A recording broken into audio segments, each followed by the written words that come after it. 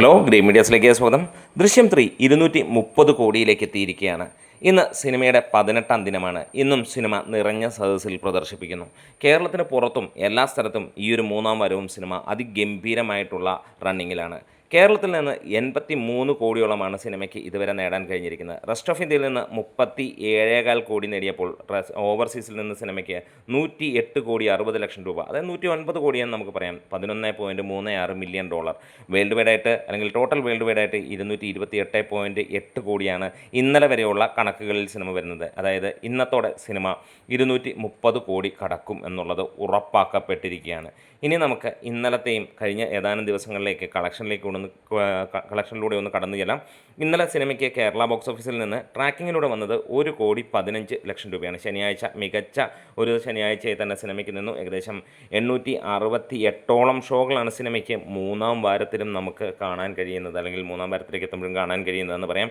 ഏകദേശം 70,000-ന് മുകളിലുള്ള ടിക്കറ്റുകൾ ഇന്നലെ വിറ്റുപോയപ്പോൾ തിയേറ്റർ ഓക്യുപ്പൻസി 30%. ഈ ഒരു കോരിച്ചൊരിയുന്ന മഴയത്തും ഇത്രത്തോളം ജനങ്ങൾ കാണുന്നുണ്ടെങ്കിൽ അത് ഒറ്റ ഒരാളുടെ പേരിലാണ്, മോഹൻലാൽ. അതായത് ഇന്നലെ സിനിമയ്ക്ക് 1.5 കോടിയല്ല 1.25 കോടിക്ക് അടുത്തുള്ള കളക്ഷനാണ് വന്നിരിക്കുന്നത്. ഇന്ന് മോർണിംഗ് സെക്ഷനിൽ തന്നെ 21 ലക്ഷം രൂപ സിനിമയ്ക്ക് നേടാൻ കഴിഞ്ഞിട്ടുണ്ട്. ഇന്നലത്തിനേക്കാൾ കൂടുതൽ കളക്ഷൻ, അതായത് 1.5 കോടിയോളം ഇന്ന് സിനിമ നേടുമെന്നുള്ള പ്രതീക്ഷയുമാണ്.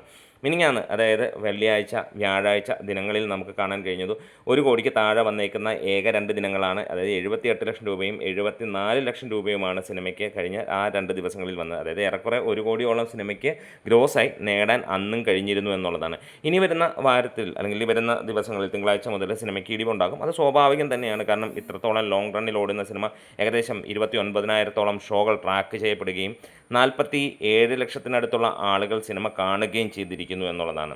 അപ്പോൾ തന്നെ നമുക്ക് കാണാം എങ്ങനെയാണ് അത്രത്തോളം ആളുകൾ കണ്ടു കഴിഞ്ഞിരിക്കുന്നു ഈ സിനിമ. എന്തായാലും കർണാടക, ആന്ധ്ര, തമിഴ്നാട് ഒക്കെ കളക്ഷനിലേക്ക് ചെല്ലുകയാണെങ്കിൽ 2 ആഴ്ച കൊണ്ട് സിനിമയ്ക്ക് കർണാടകത്തിൽ നിന്ന് ഏകദേശം 14 കോടിക്ക് തൊട്ടടുത്തെത്താൻ കഴിഞ്ഞിട്ടുണ്ട്. ആന്ധ്ര, തെലുങ്കാനയിൽ നിന്ന് 10 കോടിക്ക് മുകളിലെത്താൻ കഴിഞ്ഞിട്ടുണ്ട്. തമിഴ്നാട്ടിൽ നിന്ന് 8 കോടിക്ക് മുകളിലും നോർത്ത് ഇന്ത്യയിൽ നിന്ന് 5.5 കോടിക്ക് മുകളിലും എത്താൻ കഴിഞ്ഞിരുന്നു എന്നുള്ളത് തന്നെയാണ് എടുത്തു പറയാനുള്ളത്. മലയാള സിനിമയുടെ ഏറ്റവും ഗംഭീരമായിട്ടുള്ള ഒരു വേർഷൻ തന്നെയാണ്. പക്ഷേ ഒരു കാര്യം എടുത്ത് പറയാനുണ്ട്. ഇവിടെ രജനീകാന്തിൻ്റെ ഒരു പടം വന്നാൽ 50 കോടിയൊക്കെ കേരളത്തിൽ നിന്ന് തൂക്കുമ്പോൾ മോഹൻലാലിൻ്റെ ആണെങ്കിലും മമ്മൂട്ടിയുടെ ആണെങ്കിലും അവിടെ പോയാൽ 5ഉം 10ഉം കോടിയൊക്കെ മാക്സിമം വരുള്ളൂ. അത് മലയാളികൾ ശരിക്കും ഒന്ന് ഇരുത്തി ചിന്തിക്കേണ്ടതാണ്. അതായത് നമ്മളെല്ലാ സിനിമകളെയും സപ്പോർട്ട് ചെയ്യും, പക്ഷേ അവരൊന്നും ഇങ്ങോട്ട് തിരിച്ച് അങ്ങനെയുള്ള സ്നേഹങ്ങളൊന്നും കാണിക്കാറില്ല എന്നുള്ളത് തന്നെയാണ്. അവിടെയും ഉള്ള മലയാളികൾ തന്നെയായിരിക്കാം, പിന്നെ വളരെ വിരലിലെണ്ണാവുന്ന തമിഴന്മാർ മാത്രമായിരിക്കാം ഇങ്ങനെ സിനിമ കാണുന്നത്. തീർച്ചയായും മലയാളികൾ ആ രീതിയിലേക്കൊന്ന് ചേഞ്ച് ആയിക്കഴിഞ്ഞാൽ അവിടെയും നമുക്ക് സപ്പോർട്ട് കിട്ടും. കാരണം മലയാള സിനിമ വളരട്ടെ, ഗംഭീരമാകട്ടെ.